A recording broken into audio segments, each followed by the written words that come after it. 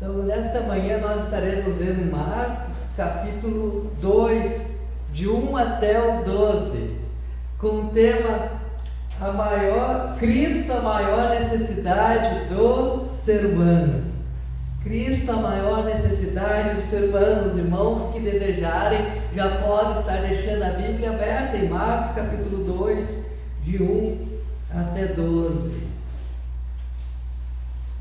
Irmãos, porque Cristo tem autoridade para perdoar pecados, devemos levar pessoas até Ele. É isso que nós veremos nesta manhã, a partir deste texto bíblico, que é a narrativa em que as pessoas descem um paralítico por cima do telhado ali, para levá-lo até Cristo Jesus e ser curado. Mas o ponto principal ali é Cristo perdoando pecados. Cristo traz cura, Cristo traz libertação, Ele acaba com o sofrimento, mas o principal é a salvação que Ele nos traz. O Evangelho de Marcos aqui é bastante rico em nos apresentar como Jesus Cristo é. O Evangelho do capítulo 1 de Marcos aqui nos mostra Cristo pregando o Evangelho do Reino, chamando discípulos, ensinando com autoridade, expulsando demônios, curando enfermos. Ele percorre a Galileia pregando e purificando também o leproso. E aqui a gente vê ele curando e perdoando pecados, mostrando que Ele é Deus e tem todo o poder e autoridade. Quando a gente chega no capítulo 2 aqui, a fama de Jesus já havia se espalhado por todo o local, tanto que a casa ali estava cheia. Eles precisavam encontrar um meio para descer o paralítico, e o único meio que eles encontraram foi descê-lo pelo telhado. Vamos então, irmãos, estar lendo Marcos capítulo 2, de 1 a 12. Os irmãos que encontraram podem me acompanhar. Eu utilizo novamente a atualizada. Diz assim Marcos capítulo 2. Dias depois, Jesus entrou de novo em Cafarnaum. Logo se ouviu dizer que ele estava em casa. Muitos se reuniram ali, a ponto de não haver lugar, nem mesmo junto à porta. E Jesus anunciava-lhes a palavra. Trouxeram-lhe então um paralítico, carregado por 4 homens. E não podendo aproximar-se de Jesus por causa da multidão, removeram o telhado no ponto correspondente ao lugar onde Jesus se encontrava. E pela abertura desceram o leito em que o paralítico estava deitado. Versículo 5. Vendo-lhes a fé, Jesus disse ao paralítico: Filho, os seus pecados estão perdoados. Alguns escribas estavam sentados ali e pensaram em seu coração: como ele se atreve a falar assim? Isto é blasfêmia. Quem pode perdoar pecados a não ser um que é Deus? E Jesus, percebendo imediatamente em seu espírito que eles assim pensavam, disse-lhes: Por que vocês estão pensando estas coisas em seu coração? O que é mais fácil dizer ao paralítico: os seus pecados estão perdoados? Ou dizer: levante-se, tome o seu leito e ande? Mas isto é para que vocês saibam que o Filho do Homem tem autoridade sobre a terra para perdoar pecados. E disse ao paralítico: Eu digo a você, levante-se, pegue seu leito e vá para casa. Ele se levantou e no mesmo instante, pegando o leito, retirou-se à vista de todos, a ponto de todos se admirarem e darem glória a Deus, dizendo: Jamais vimos coisa assim. Até este versículo estar orando ao nosso Deus novamente. Pai, muito obrigado, Senhor, muito obrigado, porque podemos aqui contemplar a Tua palavra, Senhor. Eu te peço que neste momento fale aos nossos corações, que neste momento sejamos transformados por Ti, e me use, Senhor, como ferramenta em Tuas mãos, para para falar o teu propósito esta manhã para os nossos corações. É isso que eu te peço, Senhor meu Deus, é isso que eu clamo, em nome de Cristo Jesus. Amém. Irmãos, ao longo dessa narrativa aqui, Marcos nos mostra uma verdade central, que a maior necessidade daquele paralítico não era voltar a andar, mas ser perdoado por Deus. Nós podemos ter uma vida perfeita aqui na terra, em termos de saúde, andar, enxergar e tudo mais, mas se não tiver nossos pecados perdoados, de nada vai adiantar.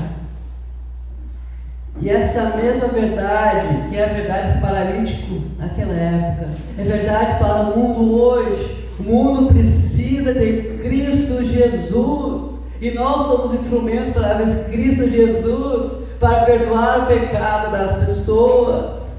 Nós aqui proclamamos essa verdade. Então, a respeito do sofrimento humano, que a gente sabe que as pessoas sofrem muito neste mundo, nós vamos aprender três verdades que a Bíblia nos ensina nesse trecho sobre o sofrimento humano. Primeiramente, reconheça que a maior necessidade das pessoas ela é espiritual. A necessidade física do paralítico, aquele era uma necessidade evidente, todos viam que ele precisava de ajuda, de cura, de um milagre para ele. Todos podiam contemplar e dizer: esse paralítico precisa de ser salvo, no sentido físico. Mas ainda as pessoas não entendiam a necessidade espiritual do coração humano, que ia muito além das limitações físicas que ele tinha ali. A maior necessidade do homem não era voltar a andar, era encontrar-se Cristo Jesus e ser salvo por Cristo Jesus. A gente vê no mundo que hoje nós estamos, isso não é recente, sempre foi assim, como a maldade está inserida no mundo, como a injustiça está inserida no mundo, como há sofrimento neste mundo. E muitas vezes a gente questiona como Deus permite esse tipo de coisa. A gente talvez quer pensar: Deus precisa acabar com o sofrimento todo, porque a nossa resposta natural a isso. Por que tanta gente boa sofrendo e os maus prosperando? E essa era uma crise que o salmista já tinha lá. A gente vai ler os salmos, a gente vê esse questionamento sendo feito a Deus: por que os maus prosperam? E a gente olha hoje muitas vezes para o governo, para a polícia: por que estão prosperando, tão corrupto? E a gente honesta aqui, às vezes sofre porque há tanto sofrimento no mundo. Existem várias respostas para isso. No plano geral, é um propósito de Deus para trazer salvação eterna às nossas vidas. É consequência das nossas atitudes também o sofrimento que há no mundo. Pessoas, muitas vezes bilionárias, sozinhas conseguiriam acabar com a fome de um país, por exemplo, mas por causa da corrupção humana, isso não acontece, seja por lado político, governamental, ou pelo próprio egoísmo humano. Então a gente paga a consequência da própria maldade humana. Mas seja a resposta que a gente dê para o sofrimento humano. Uma coisa a gente tem que ter em vista é não fixar tanto os olhos aqui na terra e olharmos para a eternidade, onde nossos pecados estarão totalmente aniquilados, onde nada disso habitará. E o que é vivermos 80 ou 100 anos aqui, comparado com a eternidade? Mas a gente vive tão preocupado aqui, porque a gente não consegue mensurar o que é um tempo sem fim. Pense que sua vida não tivesse fim aqui nesta terra. É isso que a gente vai viver no céu, não vai ter fim, a gente não vai morrer. A diferença é que o sofrimento que a gente tem aqui no céu não teremos. Mas enquanto estamos aqui, a gente enfrenta muitos tipos de sofrimento. Algumas comunidades lá nos Himalaias, nas ilhas do Himalaias, por exemplo, muitas crianças lá naquelas ilhas, morrem antes dos 8 anos de vida. A mortalidade infantil é muito grande. E há décadas atrás, principalmente até a década de 90, metade das crianças até 8 anos, metade das crianças não completavam 8 anos de idade por causa da mortalidade infantil. Lá no Himalaia também, qualquer doença simples, ou quase qualquer doença, levava as crianças à morte, e adultos também, porque não havia nenhum tipo de tratamento médico. Lá também meninas, tristemente, eram sacrificadas para a prostituição. Muitas vezes pessoas de índole realmente muito ruim, o que eles faziam? Como é um lugar pobre, eles iam até lá, pegavam as crianças daquela família, prometendo que davam uma vida melhor para a criança. Davam, por exemplo, hipoteticamente falando, R$1.000 para a família, diz, te dando R$1.000 agora, mês que vem, ou daqui a 6 meses, eu vou voltar para a sua casa e dar mais R$1.000 como demonstração que a gente tem dinheiro e vai cuidar da sua filha. Só que era mentira. O que eles faziam? Davam dinheiro para aquela casa, pegavam a filha e nunca mais apareciam. E o que eles faziam com aquela criança, bem pequena, 8, 7, 6, 9 anos, levavam para a prostituição. E ali elas cresciam à beira da estrada com vários diversos homens. Lá também famílias vivem em extrema pobreza. E milhões de pessoas jamais ouviram falar do Evangelho de Jesus Cristo. Quando a gente olha para essas realidades que estão lá no Himalaia, mas não são tão longe de nós aqui, a gente nos perguntamos muitas vezes: será que a maior necessidade de ser humano realmente não é acabar com esse tipo de sofrimento? Será que a nossa maior luta não deve ser essa? A Bíblia nos responde: nós devemos lutar para acabar com o sofrimento humano, mas essa não é a nossa maior luta. A nossa maior luta é contra o pecado, a nossa maior luta é trazer salvação para o ser humano. Então devemos reconhecer que a maior necessidade das pessoas é espiritual. Nós devemos batalhar o que pudermos aqui, mas não perdemos pelo fim do sofrimento, mas não devemos perder o foco. A maior necessidade é a salvação. Nós também vamos ver nesse texto bíblico que devemos confiar na autoridade absoluta de Jesus.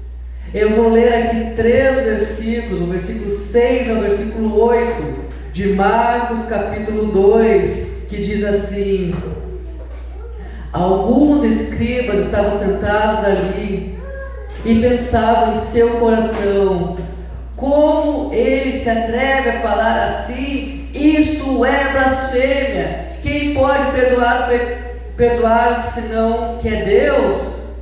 Perdoar pecados a não ser o que é Deus? E Jesus, percebendo imediatamente em seu espírito que eles assim pensavam, disse-lhes: por que vocês estão pensando essas coisas em seu coração? Nós vemos aqui que Jesus tem autoridade absoluta. Vemos, por exemplo, que Jesus tem autoridade para conhecer o nosso coração. Jesus sabia o que estava no pensamento daqueles homens, no questionamento, às vezes a maldade que eles tinham em suas mentes. Irmãos, as pessoas podem nos enrolar, as pessoas podem mentir para a gente. Tem gente que é muito boa em mentir, e é difícil descobrir, porque a pessoa parece um ator, como sabe enrolar. Mas a Deus ninguém engana. E aqui eles não enganaram a Jesus Cristo. Irmãos, a gente pode pensar que a gente vive num mundo injusto e cruel, que estamos sendo enganados, mas as pessoas vão pagar o justo juízo de Deus quando Ele voltar. Então deixamos toda essa maldade de ver nas mãos de Cristo Jesus e confiemos nele, porque Ele vai cuidar da maldade humana, Ele vai retribuir cada um suas próprias atitudes quando Ele voltar. A gente tem um senso de indignação, e é justo esse senso, mas acima de tudo devemos ter certeza: Deus é justo, e Deus vai cuidar disso tudo, mesmo que ninguém veja, mesmo que ninguém saiba o que está acontecendo, a maldade que fazem com a gente, que fazem com nossos conhecidos, que fazem com nossos amigos. Deus vê, Deus conhecia o coração das pessoas ali. Deus conhece o nosso coração. Deus sabe o que cada um faz. Deus sabe se uma pessoa faz algo por orgulho ou por empatia.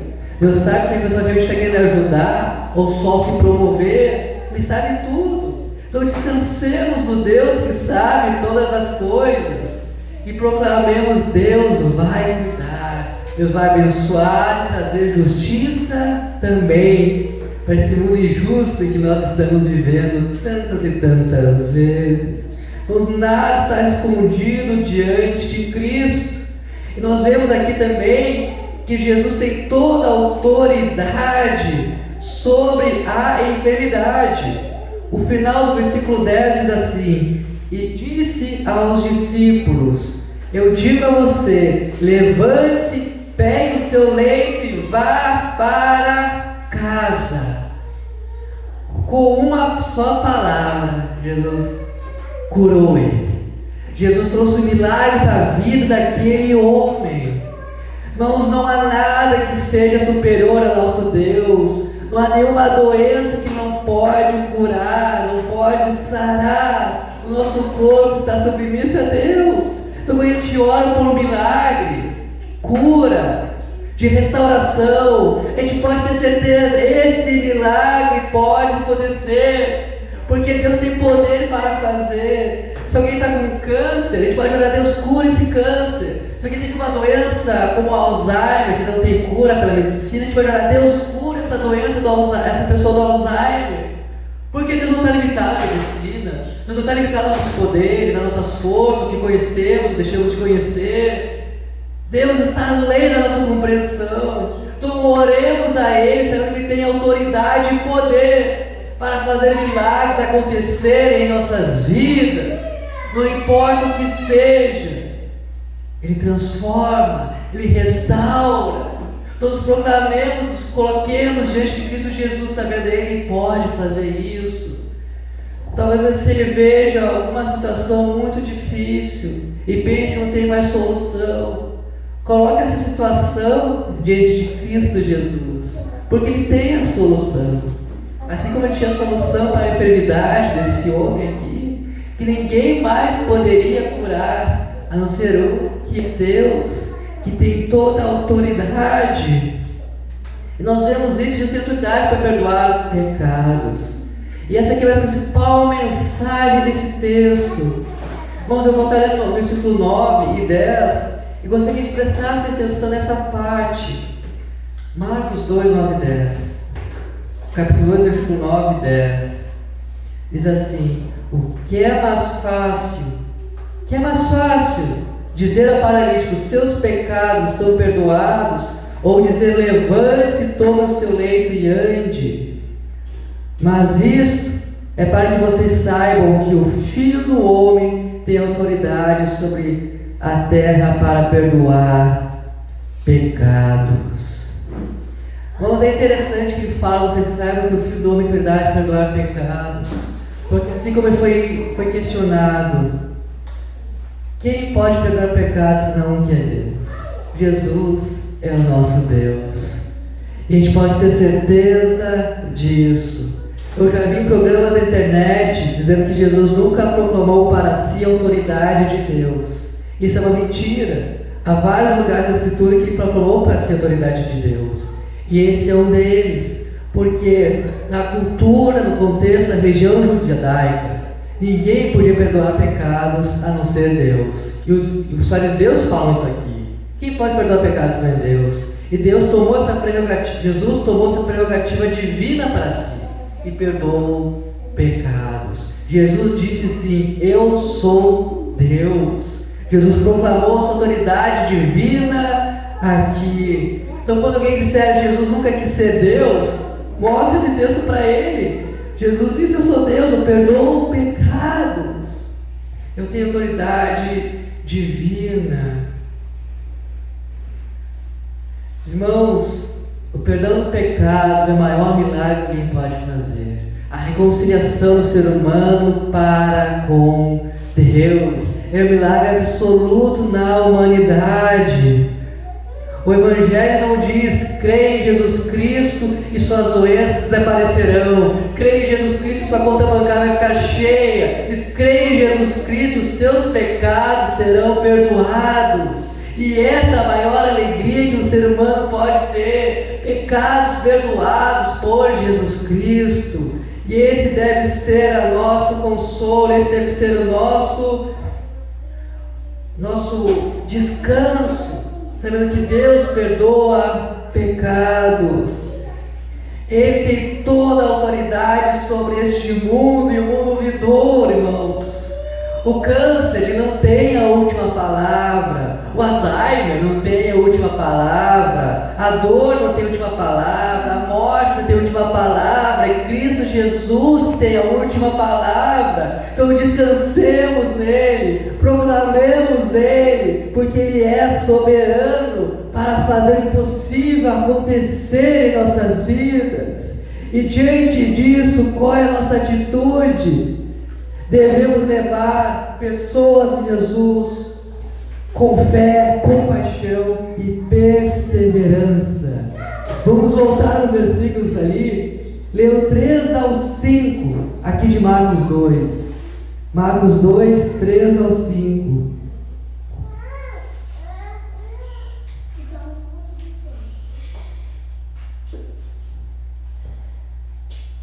Diz assim, esses 3 versículos: trouxeram-lhe então um paralítico carregado por 4 homens, e não podendo aproximar-se de Jesus por causa da multidão, removeram o telhado no ponto correspondente ao lugar onde Jesus se encontrava, e pela abertura desceram o leito em que o paralítico estava deitado. Vendo-lhes a fé, Jesus disse ao paralítico: filho, os teus pecados estão perdoados.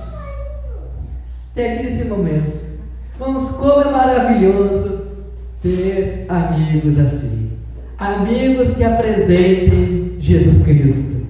E a gente deve ser esses amigos aqui. Imagine, eles chegaram numa casa ali, na casa deles ali, e estava cheio de gente, estava lotado. Não havia como levar mais pessoas até Jesus, porque a fama de Jesus está espalhada. Todo mundo queria ser curado por Jesus. Como que eles iam levar esse paralítico? Tiveram uma ideia, alguém pensou: puxa, dá para descer pelo teto. Aí tiraram o telhado ali, as telhas, e foram descendo o paralítico até Jesus. Vamos, o trabalhão não deu isso, mas aqueles amigos se importavam com essa pessoa. E devemos ser assim, levar pessoas até Jesus Cristo, mesmo sabendo que talvez a doença dela não seja curada, porque nós sabemos que a vontade de Deus é perfeita, Ele sabe melhor para cada um. Nós sabemos de uma coisa, e que nunca podemos esquecer: Deus perdoa pecados de todo aquele que vai até Ele. Talvez não vai curar, mas Ele vai perdoar os pecados daquela pessoa, se aquela pessoa, obviamente, crer em Jesus Cristo. Então devemos levar pessoas com fé, sabendo que Jesus pode perdoar pecados, com compaixão daquela vida, sabendo que é importante para Deus, e perseverar. E perseverar, muitas vezes eu tenho que levar a pessoa várias vezes até Jesus. E o que significa isso? Que várias vezes eu tenho que falar de Jesus para ela. Eu tenho que insistir, perseverar e falar até aquela pessoa de fato entregar a vida a Cristo Jesus. Irmãos, quantas vezes já ouvimos falar de histórias de mães que oraram anos, 10, 20, 30 anos pelo filho até se converter, e se converteu. De maridos que oraram por suas esposas, esposas que oraram por seus maridos. Tem uma história de uma senhora que eu conheci que orou mais de 2 décadas pela conversão do seu marido, e ele se converteu a Cristo Jesus. E tantas histórias nós ouvimos assim, de pessoas que passam anos e décadas orando pela conversão de conhecido, e eles se entregam a Jesus. Às vezes no leito de morte, nas últimas palavras, crê em Jesus. Então levar a pessoa até Jesus não é só dizer Jesus te ama, é perseverar, é investir na vida das outras pessoas. Vale a pena dedicarmos décadas por alguém, porque décadas não são nada comparado à eternidade. Invista a sua vida nas outras pessoas, com compaixão, com amor, com cuidado e com fé. Irmãos, esses amigos aqui desse paralítico, eles possuíam uma fé bastante confiante, porque eles acreditavam que Jesus poderia curar aquele paralítico. Eles tinham uma fé compassiva, eles amavam profundamente aquele homem. Eles tinham uma fé bastante criativa, porque eles olharam para aquela porta, não dá para passar pela porta, não dá para entrar pela janela, vamos abrir um buraco no teto. Então a gente deve investir nas pessoas, muitas vezes com criatividade também, para apresentar Jesus a elas. Uma vida vale mais do que o mundo inteiro, e não podemos esquecer disso. Nessa narrativa nós encontramos algumas aplicações que nós podemos fazer na nossa questão evangelística, nossa vida de evangelistas, de missionários, que todos nós somos. O centro desse texto aqui é a palavra anunciada. Jesus lhes pregava a palavra. Então a gente tem que anunciar Cristo nos púlpitos, nas casas, nos trabalhos, na faculdade, nas escolas, nas ruas, em qualquer lugar. Anunciemos a Cristo Jesus. Faça da proclamação do Evangelho a sua prioridade. Uma aplicação clara aqui. Faça da proclamação do Evangelho a sua prioridade. Falar de Jesus deve ser uma prioridade em nossas vidas. Falar de Jesus é compartilhar a nossa fé. Mesmo que a gente tenha uma fé simples, sem muito conhecimento aprofundado de Cristo Jesus, compartilhe essa fé. A gente nunca vai ter todas as respostas do mundo, a gente nunca vai saber tudo, mas o básico é que Jesus te ama, e se você arrepender dos seus pecados, será salvo. Todos nós podemos dizer. Compartilhar os testemunhos de vida, todos nós podemos dizer.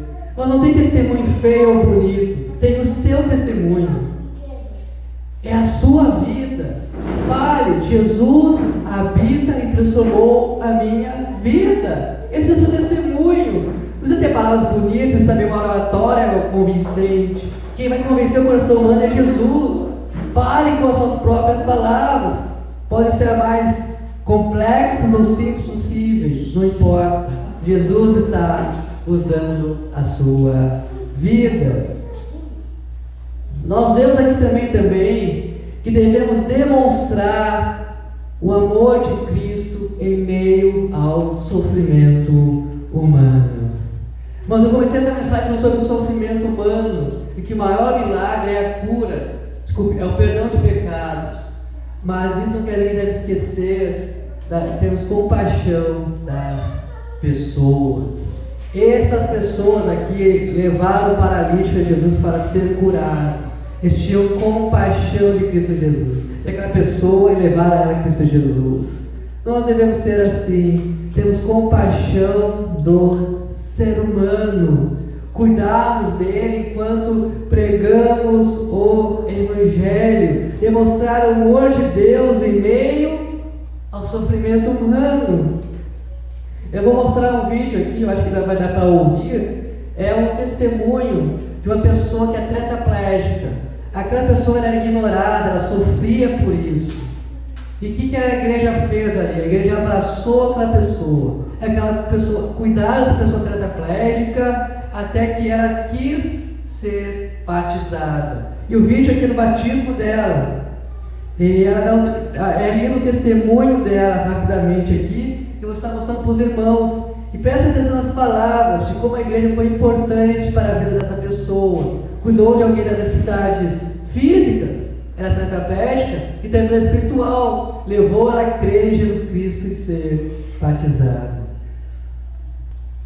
Eu dei as boas-vindas a Marisa, piscina batismal. Ela pediu que eu lesse seu testemunho para ela.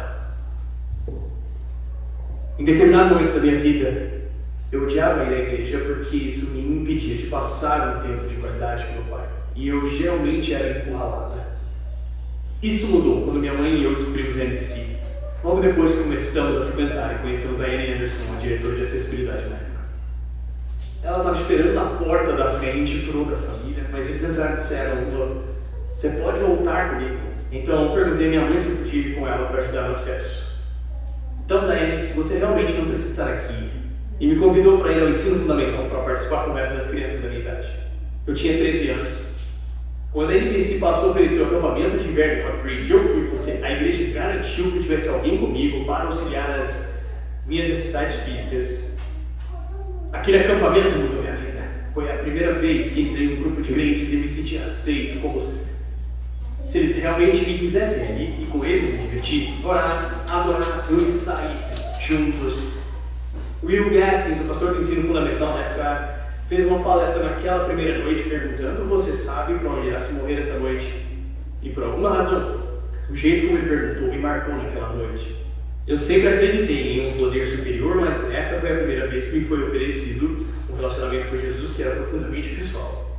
Naquela noite, entreguei minha vida a Jesus de forma oficial e consciente. Embora eu tivesse nascido de novo, voltando ao acampamento, as coisas não significaram que a vida ficou mais fácil. Estar em uma cadeira de rodas me afastou dos meus colegas de classe antes. Então compartilhar meu amor por Jesus com eles agora me afastou ainda mais deles. Porque eles acreditavam que eu não conseguia entender mentalmente a salvação. Eu realmente não tinha amigos na escola, mas eu tinha uma comunidade de crentes na igreja que me amava e me ajudou a me tornar mais semelhante a Cristo. Estou sendo batizado hoje porque quero obedecer ao mandamento que Jesus deu aos discípulos em Mateus 28:19. Portanto, vão e façam discípulos de todas as nações, batizando-os em nome do Pai, do Filho e do Espírito Santo. E eu sei que Deus estará comigo até o fim dos tempos.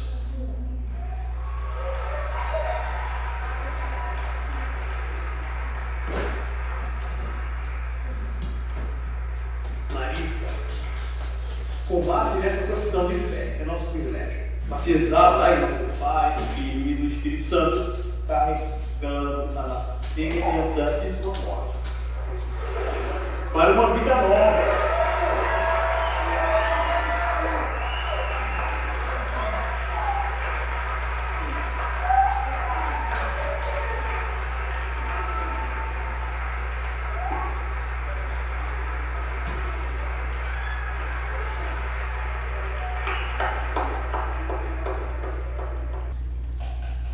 Amém. Nós vimos aqui o batismo dessa mulher que é tetraplégica. Vocês já reparam que ela foi falando o testemunho dela, ela fala que não tinha amigos, mas a igreja a acolheu. Essa é a nossa função. Quando a gente leva pessoas a Cristo, ao batistério, nós amamos essa pessoa e cuidamos dela como a família dela. Porque às vezes as pessoas não têm amigos, têm amizades muito ruins. Quem vão ser o amigo dessas pessoas? Somos nós, eu e você. Devemos amar e cuidar das outras pessoas. Ser família de quem não tem família. Ser amigos de quem não tem amigos. Sermos exemplos de que Deus está neste mundo, mesmo em meio a tanta justiça e a tanto sofrimento. Irmãos, nós nunca devemos também deixar nos alegrarmos do perdão dos pecados e esperar a vitória final de Cristo Jesus. Pois aqui esse paralítico foi curado, Cristo Jesus deu vida eterna para ele, e não há nada melhor do que isso. A gente olha às vezes para a nossa vida e pensa: há muito sofrimento em minha vida, mas há tanta gente pior do que nós. O que espera é a volta de Cristo, porque não aguenta mais essa vida. Mas em Cristo Jesus tem a esperança da redenção. Tem o testemunho de um homem, o nome dele é Johnny Erickson Tada. Ele é tetraplégico há décadas. Jesus curou ele, acho que ainda vi, se não me engano. E é interessante que no testemunho que ele deu, Jesus salvou ele, vai dizendo, não chegou a curar da tetraplegia. No testemunho que ele deu, ele disse o seguinte, parte do testemunho disse, e disse assim: quanto mais fraco eu era naquela cadeira, mais eu me apoiava em Cristo, e quanto mais eu me apoiava nele, mais forte eu descobria quem ele era.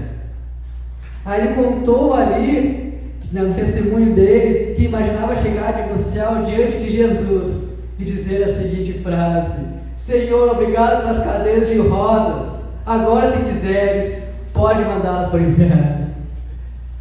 Ele, diante da graça de Deus, pensou: eu vou estar no céu, onde não há dor, sofrimento, não há nada. Eu vou aguardar por este dia, pelo dia onde toda dor será eliminada. Irmãos, que a gente possa ter compaixão e graça com o ser humano aqui na terra e proclamar: o céu não vai ter dor, o céu não haverá mais tetraplégicos, não haverá mais cegos, não haverá mais doenças que destroem o ser humano. Mas enquanto estivermos aqui, vamos amar e cuidarmos uns dos outros. Esqueci de botar esse testemunho dessa mulher aqui, é Johnny o nome dela. Então, irmãos, concluindo, diante desse mundo em que nós vivemos, cheio de necessidades físicas e espirituais, devemos reconhecer que a maior necessidade das pessoas é o perdão dos pecados. Devemos também confiar plenamente na autoridade de Cristo Jesus e levar as pessoas a Jesus com fé, compaixão e perseverança. Leve pessoas a Jesus com fé, compaixão e perseverança. Porque, irmãos, o dia está chegando. O dia não vai demorar em que a paralisia acabará, o sofrimento acabará e a morte acabará.